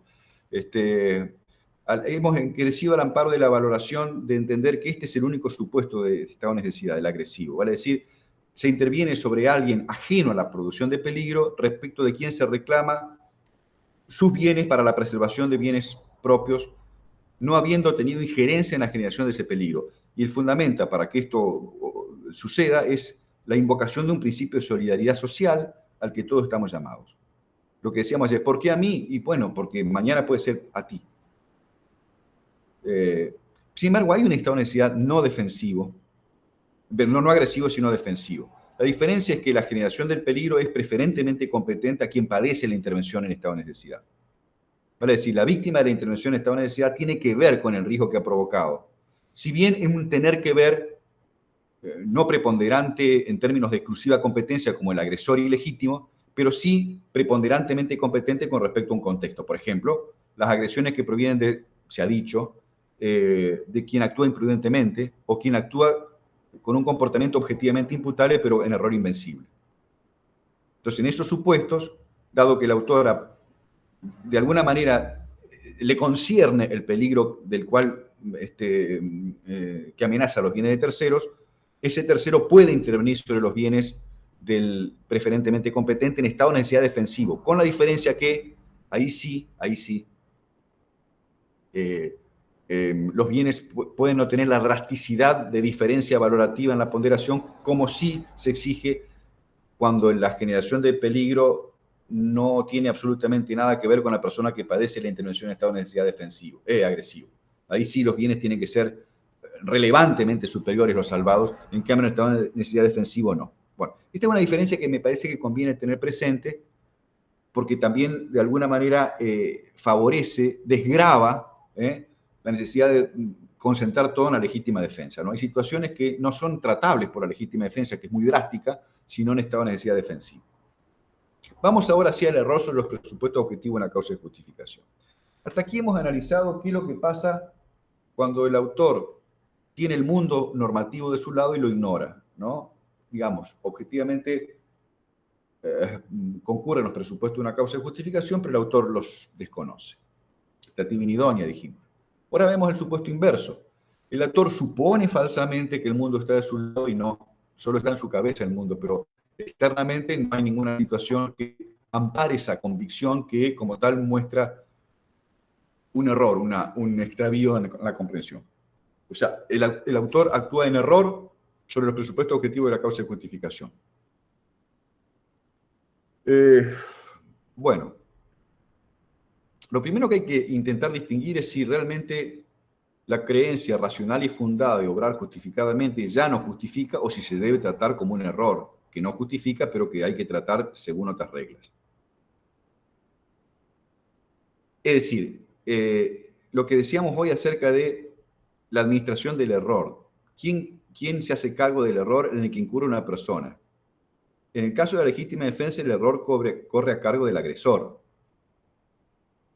Pero, por ejemplo, puede haber otra situación donde el autor pondere falsamente la concurrencia de un peligro real e inminente que finalmente expose demuestra inexistente, pero que no logró evitar el menoscabo de bienes de un tercero. El autor se equivocó. El autor asumió un riesgo que se demostró luego como inexistente. Entonces aquí debemos ponderar qué tratamiento le damos a los auténticos supuestos de error, no a aquellas situaciones que, aun cuando ex post muestren cierta equivocidad, pertenecen al enjuiciamiento objetivo que favorecería la concurrencia y el tratamiento del hecho como justificado. No hablo de esas situaciones extremas, ¿no? Por ejemplo, me apuntan con un arma descargada. Sí, bueno, eso puede ser una tentativa inidónea, pero Roxin dice que no hay legítima defensa frente a tentativas inidóneas, pero dejando de lado esa opinión, que es minoritaria, digamos, si me apuntan con un arma de juguete, ¿yo estoy legitimado para defenderme o no? Yo creo que sí, que hay legítima defensa, porque ahí el costo del error, como dije antes, lo carga el supuesto agresor. No es que haya un error sobre los presupuestos objetivos en una causa de justificación, hay justificación. O en todo caso, es un error sobre los presupuestos objetivos cuya competencia le pertenece al supuesto agresor y como tal legitima la intervención del supuesto agredido. Pero los casos estereotípicos de error sobre el presupuesto de una causa de justificación son menos drásticos, donde el error sí queda a cargo del individuo cuyo comportamiento estamos enjuiciando. Ejemplo, se me acerca a mí alguien con ademán de pedirme fuego, lleva su mano adentro y yo creo que es un asaltante porque en la zona donde estamos viandando ha habido asaltos y lo lesiono gravemente o lo mato. Ahí no se puede decir que el error en que yo incurro sea competencia del sujeto solo porque se acercó hacia mí pidiéndome fuego. Ese error lo tengo que asumir yo y ese es un error que de alguna manera hay que tratar. No hay justificación porque objetivamente ese señor lo que tenía en la mano no era un arma, sino que era un cigarrillo. Entonces, ¿cómo resolvemos estos casos? Donde yo me equivoco sobre lo que supongo falsamente es una situación que de haber concurrido me hubiera justificado, pero no concurrió y yo actué en la serena y honesta convicción de su ocurrencia. Bueno, aquí ha habido un elenco de respuestas posibles en el marco teórico. Por ejemplo, yo recordaba ayer que Engis dice que esto ha dado lugar a una suerte de refinamiento escolástico, porque todas las teorías tienen algo por decir. Hay una multiplicidad de teorías, pero que se dividen básicamente en dos. Las que entienden que estos supuestos constituyen un error de prohibición, porque en todo caso el autor yerra sobre los límites del derecho concedido para intervenir permisivamente, frente a quienes entienden que no, que esto es un error que recae sobre los hechos, o que en todo caso la pena, si fuese vencible el error por delito doloso, sería exagerada, y tratan estos supuestos como un error de tipo.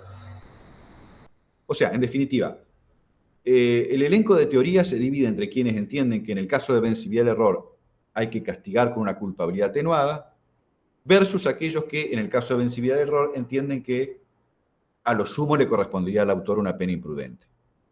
Dejo a salvo los supuestos de invencibilidad porque en el caso de que el error sea invencible, cualquiera de las teorías declaran impunidad del hecho. En un caso porque no concurre culpabilidad, los que creen que es un error de prohibición, teoría de la culpabilidad estricta. En otro caso porque, bueno, no hay ni siquiera imprudencia. Todas las otras teorías que discrepan con aquella. Vamos a dar cuenta muy rápida y breve y sucintamente de lo que dicen estas teorías. Comienzo por la que a mi juicio es la más acertada, la teoría del ilícito total de la que hablábamos ayer. La tipicidad reclama la concurrencia en el tipo objetivo de las cosas que deben pasar, que deben existir, que deben concurrir, y de cosas que no deben concurrir. ¿Qué es lo que no debe concurrir para que haya tipicidad? Presupuestos objetivos en la causa de justificación. Si hay presupuesto objetivo en la causa de justificación, no hay tipo negativo. Lo que puede haber en todo caso una tentativa idónea si yo ignoro aquello que está pasando. Por ejemplo, falta el elemento subjetivo de justificación.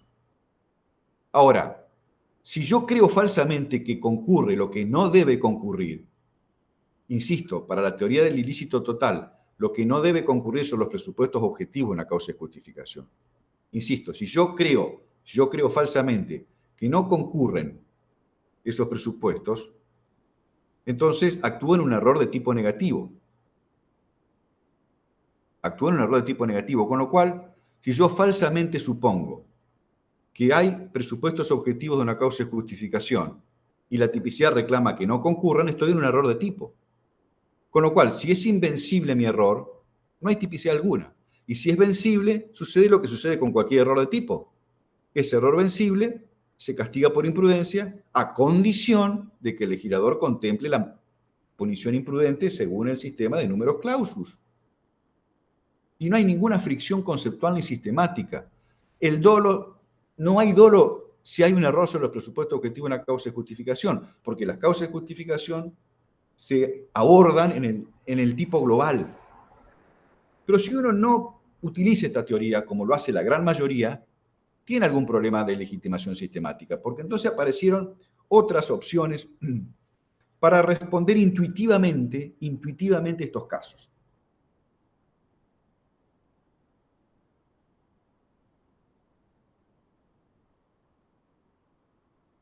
Ejemplo, el ejemplo de la señora al revés.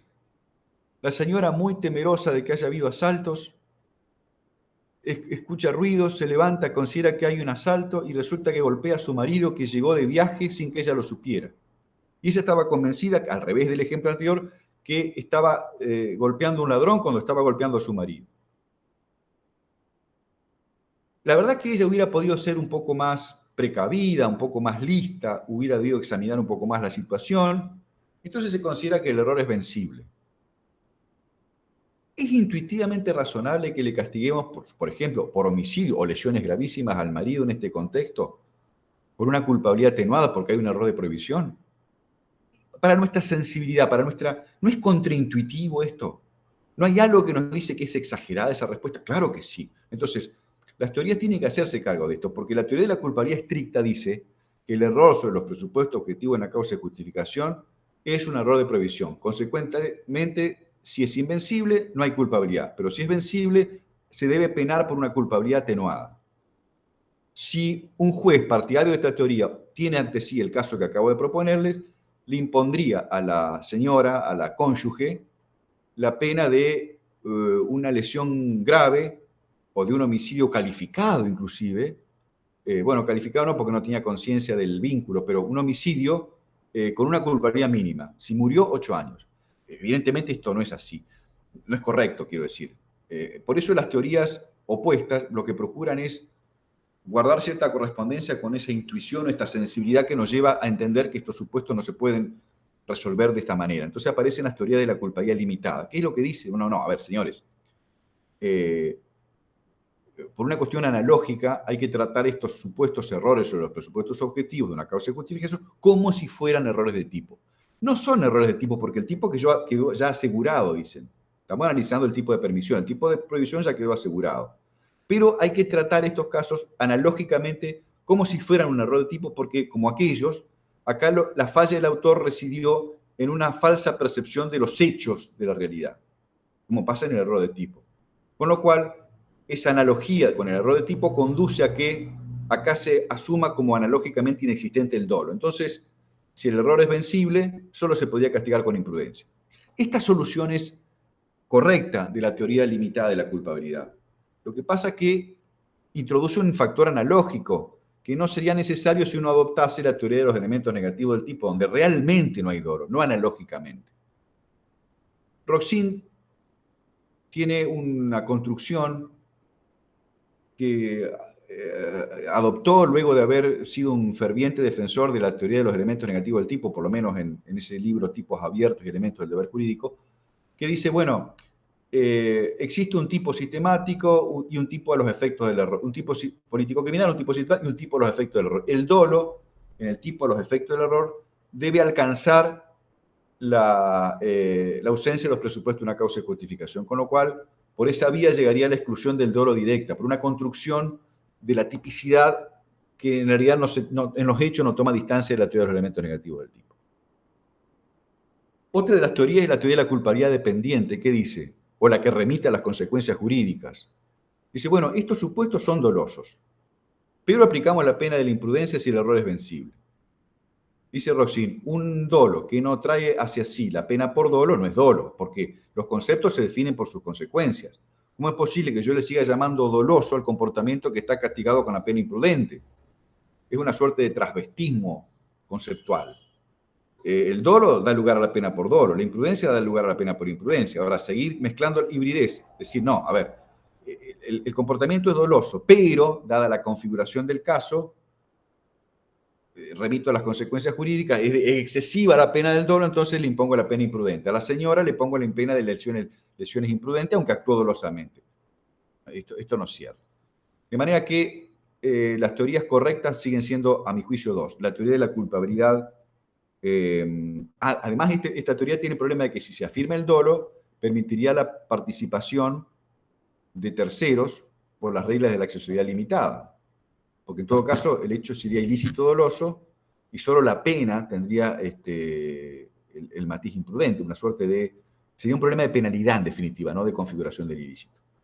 Me parece que la teoría correcta en este punto es la teoría de la culpabilidad limitada, como dije antes, que toma la analogía, o directamente la teoría de los elementos negativos del tipo, o total ilícito global, según el cual, sin fricciones conceptuales ni sistemáticas, el error sobre estos presupuestos objetivos excluye el dolo de tipo negativo y como tal no hay pena por delito doloso alguno y solo eventualmente subsistirá la penalidad imprudente para el caso de que el legislador así lo contemplase.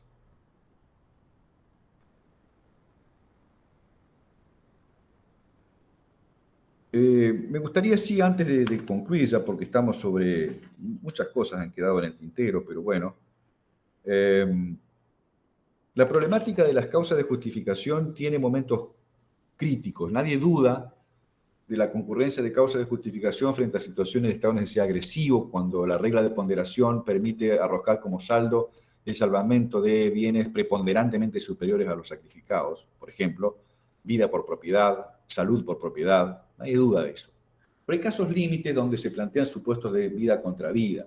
Por ejemplo, todos conocemos el supuesto o el ejemplo de la tabla de Carneades. Es decir, en el ejemplo de la tabla, ¿cuál es el ejemplo? A ver, comenten ustedes si saben de qué estoy hablando.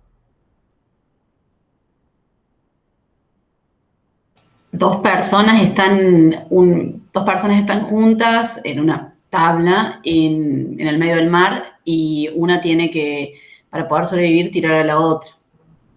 Bien, pero te falta algo en el ejemplo. Porque para que el ejemplo tenga sentido, hay que dar cuenta acerca de las condiciones de la tabla. ¿Qué pasa con la tabla? No sé quién está hablando, a ver, porque...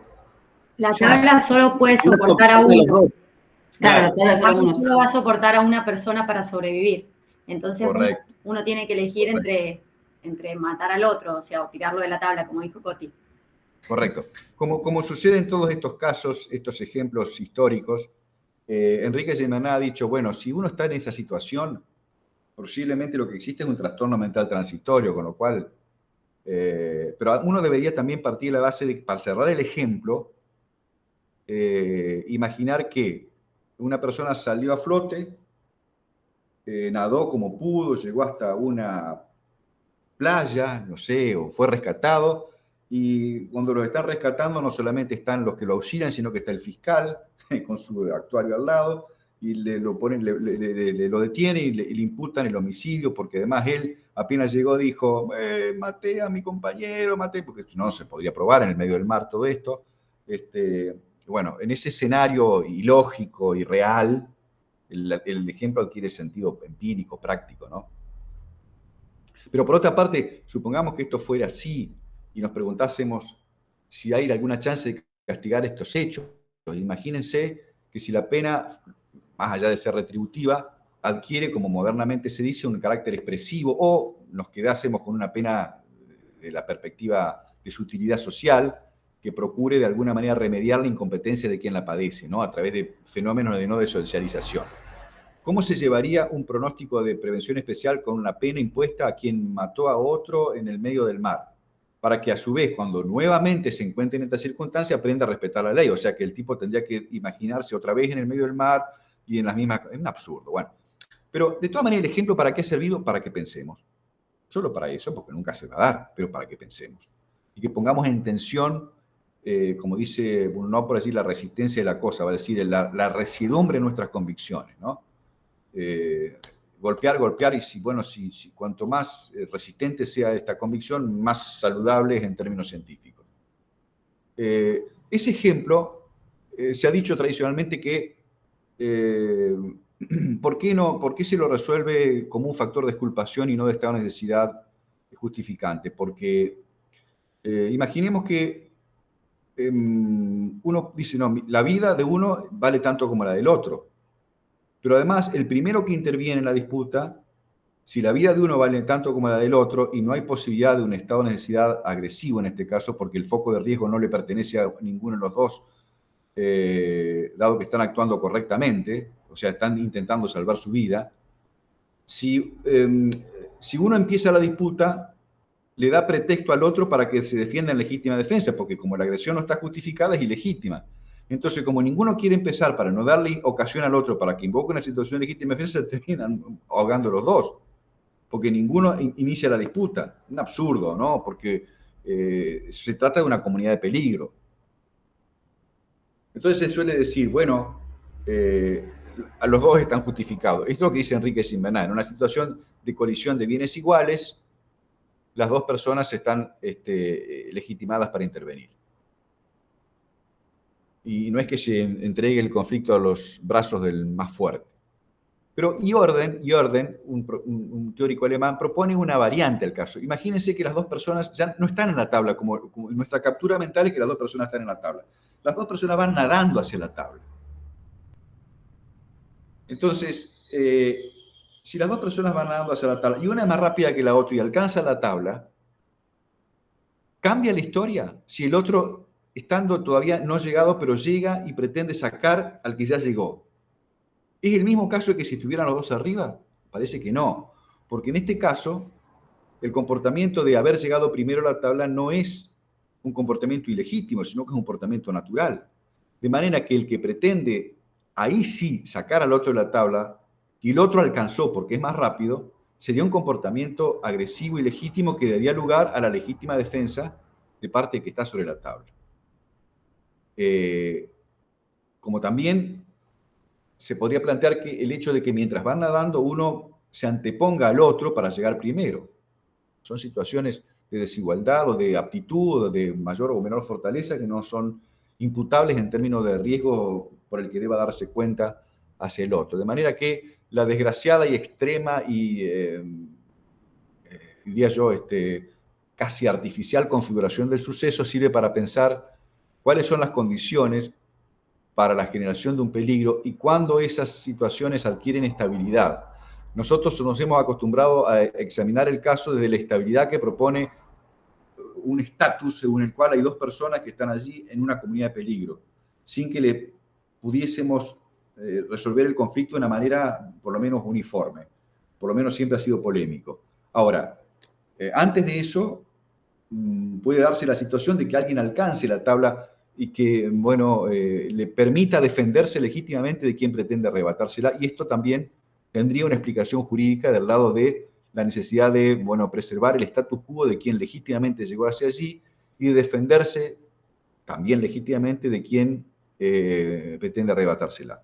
Bueno, simplemente un matiz de un caso que, bueno, es clásico en el ámbito de la discusión sobre derechos de necesidad y de comunidad de riesgo. Me gustaría dedicar estos pocos minutos que quedan para charlar un poquito con ustedes.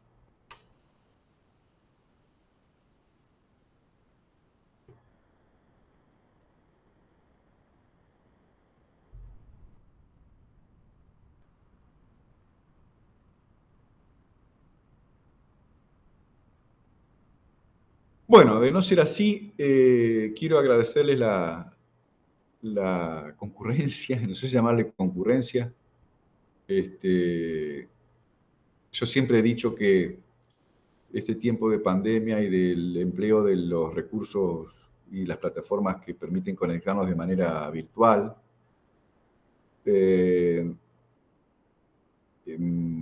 inauguran una nueva forma de relacionarnos, ¿no? Las personas suelen estar solas o en compañía, y aquí suceden las dos cosas. Esto en realidad es una, ¿cómo diríamos? Multitudinaria soledad, porque estamos todos solos, pero estamos. Es una cosa un poco extraña, ¿no? Pero bueno, lo definimos así. Estamos todos juntos solos, una cosa así, muy rara. Y rara para los que ya hemos procurado, bueno, arreglárnosla con esta metodología durante todo el año pasado y el que va en curso.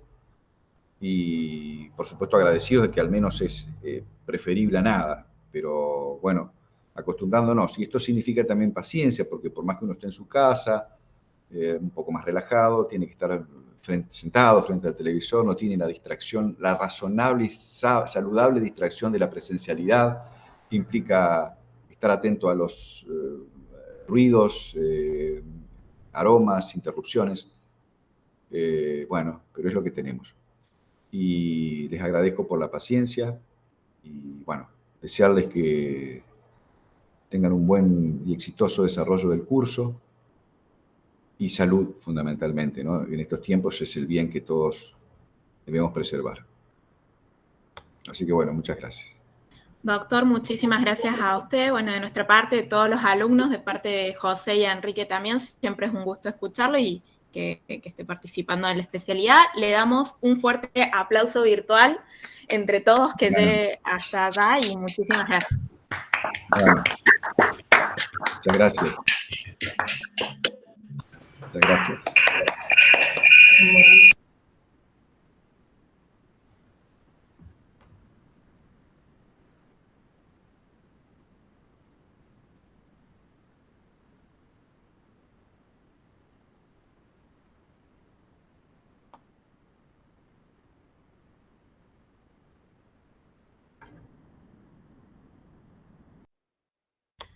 Chicos, no sé si hay alguna duda o algún comentario que necesiten que despejemos, o si no, nosotros los saludamos hasta el día 3 de septiembre, sí, que tienen causas de justificación, y ahora sí es septiembre, ya me dijeron que había puesto mal que era septiembre 2021 de septiembre. Chicos, bueno, pasa, no fue mi mejor día ayer. Cualquier cosa, nos estamos comunicando por los medios habituales, ¿sí?